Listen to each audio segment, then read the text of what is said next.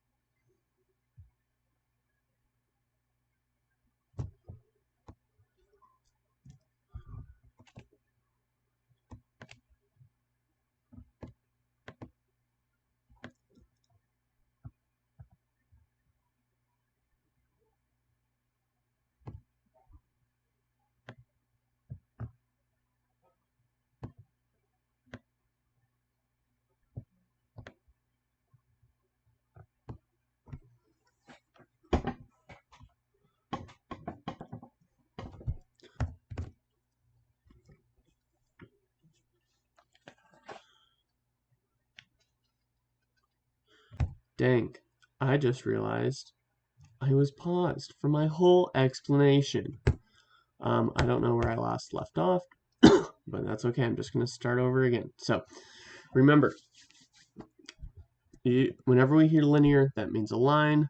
If this is something you've already heard, just bear with me for the first minute because it's going to get to the stuff I mean for it to get to after. So, lines are y equals 2x plus 1.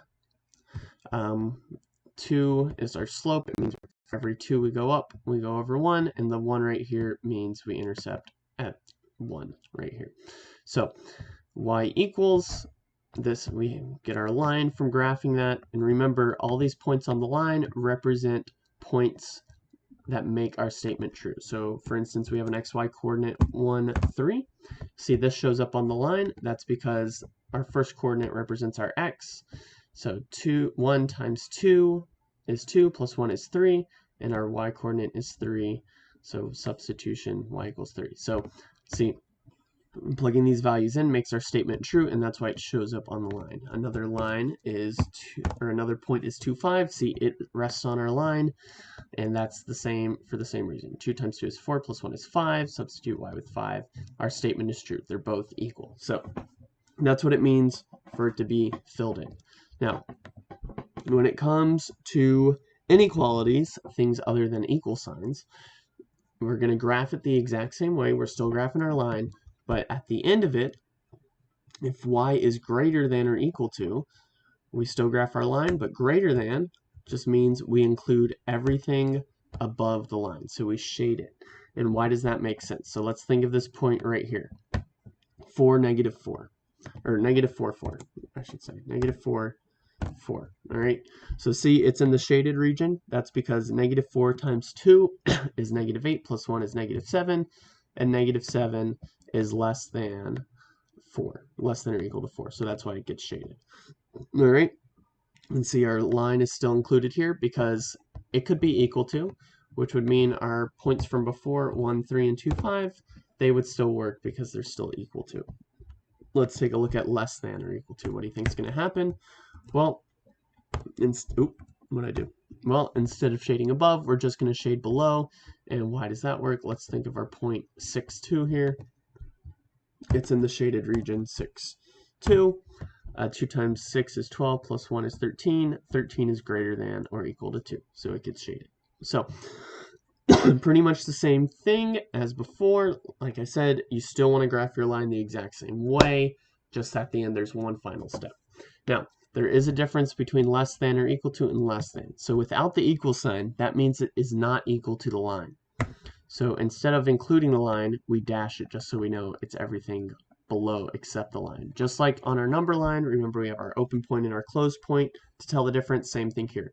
We have our solid line and our dotted line to tell the difference. And what you think greater than is going to be, greater than, shade everything above except our line is dotted. So for all these problems, just, get it down to y equals something x plus something, graph that line, and then at the end, depending on if it's a greater than sign, you shade everything above it. If it's less than, you shade everything below it. So we can actually work out some of these problems now. Yeah, in your book, they want you to find the intercepts and then test points. We're not testing points. We're going to graph our line like we're used to. So we want to solve for y. Solve means get y by itself. So let's go ahead and do that. Y is getting multiplied by a negative and added to this positive 2x right here. So we're going to subtract 2x from both sides. So we get negative y greater than 3 minus 2x, and then we want to get y positive, divide by negative 1, divide by negative 1, remember we're dividing the whole thing by negative 1, y, we flip the sign because it's negative, is less than negative 3 plus 2x, and remember dividing by the whole side is the same as distribution, you want to do it to each term. So we have y is less than negative 3 plus 2x, so what we want to do is we want to graph that. So we've got, so remember, you just want to graph your normal line. I forget what it was, y, negative 3 plus 2x, or what makes more sense, 2x minus 3. So there's our line, but we know it's going to be less than. So less than, shade everything underneath, and because it's not equal to or less than, we have our dotted line here. Let's think of a special case. Y, we got y is less than negative 3. You might say, whoa, what does that mean? Well, think of it as equals first. What does the line y equals negative 3 mean? It means, oh shoot, maybe you didn't see that part. Boo, boo, there we go. All right, so y minus negative 3. So don't do too much thinking. To confuse yourself, just first turn it into a normal line. Y equals negative 3. What does that line mean? That line means y equals negative 3. Y equals negative 3. It means a horizontal line at negative 3. And because it's less than, we know it's going to be everything below. There we go. So that's all there is to it. Think of it as normal line graphing, but the final inequality sign determines whether you shade above or below, and if it's dotted or not. All right, that's all from chapter 4. Your next lesson will be from chapter 5.